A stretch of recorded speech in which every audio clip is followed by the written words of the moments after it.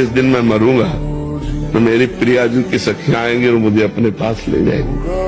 मुझे डर नहीं है कि हमारा कुछ छूट जाएगा, हमारा कुछ है ही नहीं तो क्या छूटेगा।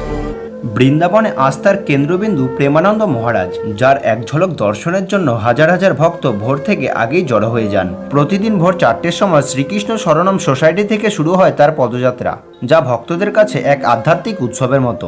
কিন্তু এবার এই আস্থা থেমে গেছে। প্রেমানন্দ মহারাজ দীর্ঘদিন ধরে কিডনির অসুস্থতায় ভুগছেন, তাকে নিয়মিত ডায়ালিসিস করাতে হচ্ছে।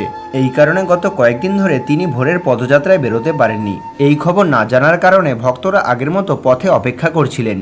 শত শত মানুষ রাতভর দাঁড়িয়েছিলেন, কিন্তু মহারাজ দর্শনের জন্য আসেননি। এই অসুবিধার কথা বিবেচনা করে শ্রী হিতরাধা কৈলি কুঞ্জ আশ্রমের পক্ষ থেকে ঘোষণা করা হয়েছে যে স্বাস্থ্যগত কারণে এই পদযাত্রা অনির্দিষ্টকালের জন্য স্থগিত করা হয়েছে।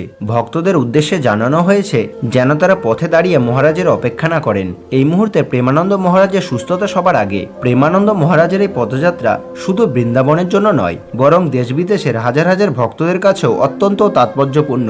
তার পদযাত্রাকে ভক্তরা জীবনের পরম পুণ্য মনে করেন। এই মুহূর্তে প্রেমানন্দ মহারাজের সেই আস্থার যাত্রা থেমে গেছে, কিন্তু ভক্তদের বিশ্বাস ও প্রার্থনা তার সঙ্গে আছে। বৃন্দাবনের গলিগুলোতে আজও এই প্রার্থনার প্রতিধ্বনি হচ্ছে।